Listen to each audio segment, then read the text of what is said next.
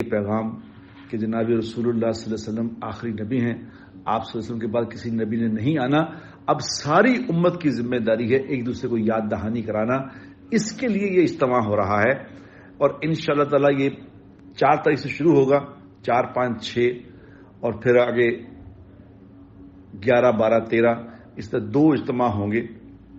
کیونکہ اب اللہ کا احسان ہے کہ اتنے زیادہ ہو گئے ہیں کہ ایک اجتماع سے بات نہیں بنتی، دنیا بہت زیادہ ہوتی ہے، تو 4 اجتماع کرنے پڑے ہیں۔ سارے ملک کے حصوں کو 4 حصوں میں تقسیم کیا گیا ہے، 2 کا 1 سال میں اجتماع ہوتا ہے، 2 اگلے سال میں ہوگا انشاءاللہ۔ حضور اکرم صلی اللہ علیہ وسلم کے فرمان کا مفہوم ہے کہ جب میری امت دنیا کو بڑی چیز سمجھنے لگے گی تو اسلام کی ہیبت اور وقت ان کے قلوب سے نکل جائے گی، اور جب امر بالمعروف اور نہی عن المنکر کو چھوڑ بیٹھے گی تو وحی کی برکات سے محروم ہو جائے گی۔ تو امر بالمعروف اور نہی عن المنکر کا گویا چھوڑ دینا، گویا وحی یعنی قرآن کی برکات سے محروم ہونا ہے، اور جب مسلمان امت قرآن کی برکات سے محروم ہو جائے گی پیچھے رہ کے جائے گا۔ قرآن کی برکات کیسے آئیں گی؟ یہ آئیں گی ایک دوسرے کو جب انسان بھٹک جاتا ہے نا، جب کوئی مسلمان بھٹک جائے اور دنیا کے ان جھمیلوں میں اپنے آپ کو پھنسا کے تو اصل ٹریک سے ہٹ جائے، جنت کا راستہ بھول جائے، تو اس کو محبت سے پیار سے پکڑ کے اس بھول بھولیوں سے نکال کے صحیح راستے پہ جو سیدھا جنت کی طرف جاتا ہے اس پہ دوبارہ ڈال دینے کا نام تبلیغ ہے۔ اور یہ جو ہمارا اجتماع ہو رہا ہے یہ اصل میں اس سلسلے کی ایک کڑی ہے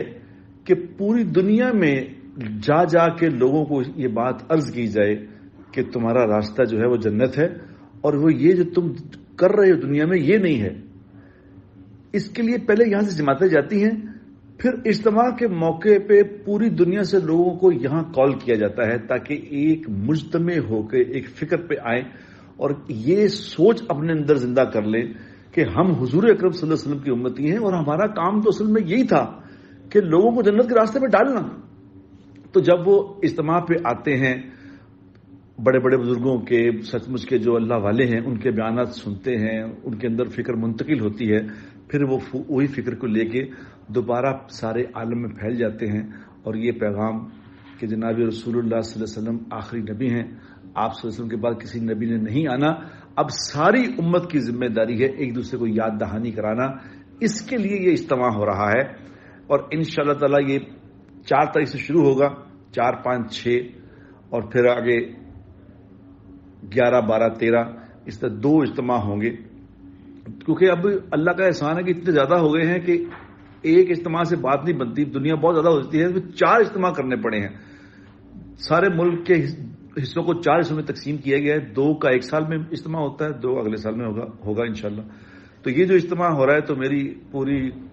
قوم سے یہ درخواست ہے کہ کم از کم اس اجتماع کے لیے جو نہیں بھی آ رہے وہ اس کی کامیابی کے لیے دعائیں کریں کہ اللہ تبارک تعالیٰ اس کو کامیاب فرمائے، اور مستورات سے بھی میری گزارش ہے کہ وہ اپنے گھروں میں روزے رکھیں اور دعا مانگیں کہ اللہ تو اس اجتماع کو ایسا کامیاب فرما اور اس اجتماع کو پورے عالم کے انسانوں کی ہدایت کا ذریعہ بنا لے۔ جو دعا کرے گا آئے گا بھی نہیں، صرف دعا سے ہی اس کا انشاءاللہ اس میں حصہ پڑے گا، جو آ سکے وہ تو ضرور تشریف لائے اور کچھ نہ کچھ وقت وہاں پہ ضرور گزارے۔